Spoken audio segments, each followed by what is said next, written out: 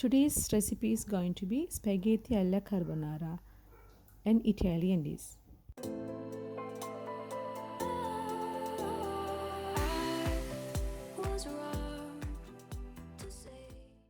இப்போ பேக்கனை கட் பண்ண போகிறேன்.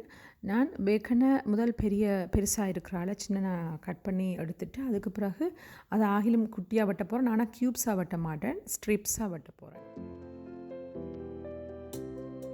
എൻ്റെ ഡോട്ടറും ഹസ്ബൻഡും தான் ஸ்பகேத்தி அல்ல கார்போனாரா விருப்பம். நான் மீட் சாப்பிட மாட்டேன். பேக்கன் வேண்டியொன்று வாங்க செய்கிறதுக்குன்னு சொன்னதுக்காக வேண்டி நிறைய ஒரு 500 கிராம் மட்டும் வேணின்னு வந்துட்டேன். இப்போ நான் ஆனால் அவ்வளோத்தையும் போட மாட்டேன். ஹாஃபாக வெட்டி வச்சுட்டு பேலன்ஸ் செய்ய போகிறேன்.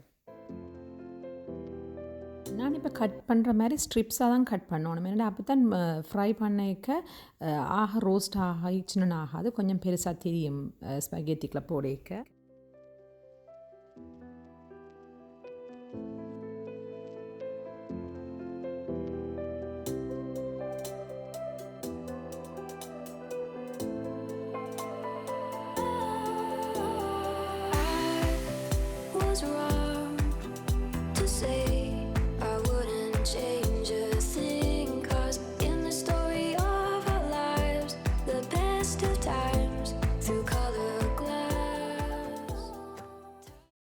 கட் பண்ண பேக்கன் பீசஸை நான் பேனில் ஃப்ரை பண்ண போகிறேன். ஆயில் அல்லது பட்டர் ஒன்றும் ஆட் பண்ண தேவையில்லை.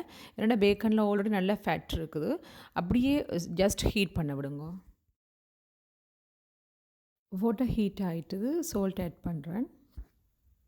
ஸ்பகேத்தியை பாயில் பண்ண விட போகிறேன். நான் இப்போ egg and cheese mix ready பண்ண போகிறேன். நான் 2 எக் யோக்ஸும் ஷிப் சீஸும் எடுத்துருக்கிறேன்.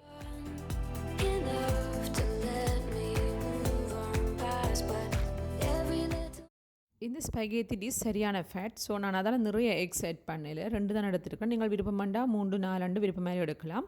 மற்றும் நான் ஷிப்ஸ் சீஸ் தான் எடுத்துருக்கிறேன். அந்த சீஸ் குடைக்காட்டிக்கு நார்மல் சீஸும் ஆட் பண்ணலாம்.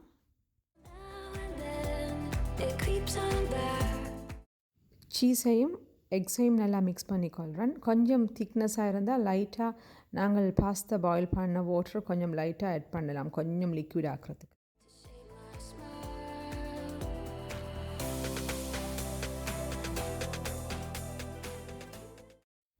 நான் ரோஸ்ட் பண்ணுறதுக்கு ஆயில் ஆட் பண்ணல பாருங்க. இப்போ நிறைய அப்படி ஆயில் நிறைய இருக்குன்னு சொல்லி இப்போ இது ரெடி ஆகிட்டுது. இப்போ நான் முதலே பாயில் பண்ணி எடுத்து வச்ச ஸ்பகேத்தி அதோட ஆட் பண்ணுறேன். நல்லா மிக்ஸ் பண்ணுறேன். ஏன்னா அந்த பேக்கன்லேருந்து வந்த ஆயிலோட ஸ்பகேத்தி செய்கிறதுக்காக. இப்போ நாங்கள் ரெடி பண்ணி வச்சுக்கிற எக் மிக்ஸை இதுக்குள்ளே விட போகிறேன்.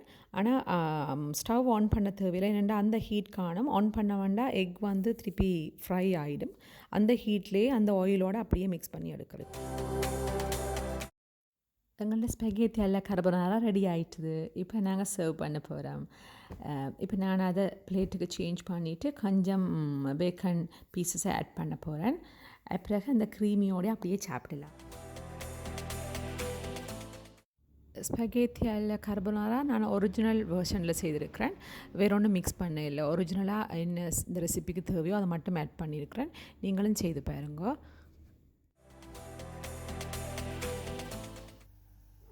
இந்த ரெசிபி பிடிச்சிருந்தால் நீங்களும் செய்து பார்த்துட்டு ஃபீட்பேக் தாங்கோ, ஷேர் பண்ணுங்க, லைக் பண்ணுங்க.